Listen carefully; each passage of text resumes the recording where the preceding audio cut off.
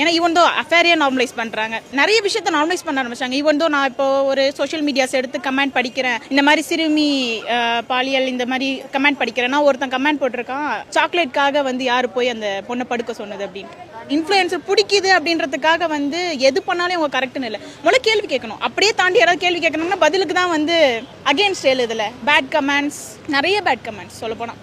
Literally நான் ஒரு comment பார்த்தேன், ஒரு பொண்ணு வந்து ஸ்டாலின் அவங்க எக்ஸ் சீஃப் மினிஸ்டர் தோத்ததுக்காக ஒரு கமெண்ட் பண்ணியிருக்காங்க. அதுக்கு கீழே வந்து ஒருத்தங்க கமெண்ட் பண்ணியிருக்காங்க, எத்தனை பேர் வந்து பாலியல் இதில் கஷ்டப்படுறாங்க தெரியுமா, டிஎம்கே எம்எல்ஏ வந்து அப்படி இப்படின்ட்டு போட்டு, டிஎம்கே வந்து ஒரு மோசமான கட்சி, அவங்க தான் வந்து ரேப் பண்ணுறதுக்கு தூண்டுறது, அந்த மாதிரியான ஒரு கமெண்டை பாஸ் பண்ணியிருந்தாங்க. அந்த பொண்ணு அதுக்கு கீழே வந்து நான் சொன்ன விஷயத்தான் சொல்லியிருந்தாங்க, இங்கே வந்து மாற வேண்டியது மைண்ட் செட் தான், ஆட்சி கிடையாது, எந்த சிஎம்மும் போய் நீங்கள் ரேப் பண்ணுங்கன்னு சொல்ல போகிறது கிடையாது அப்படின்ற. அதுக்கு கீழே அவன் போட்டிருக்கான், 1 டேக்கு நீ புக்கிங்க்கு வருவியான்னு. அப்போது இதுக்கு முன்னாடி பெண் சேஃப்டி பற்றி பேசின ஒரு ஆள் தான்.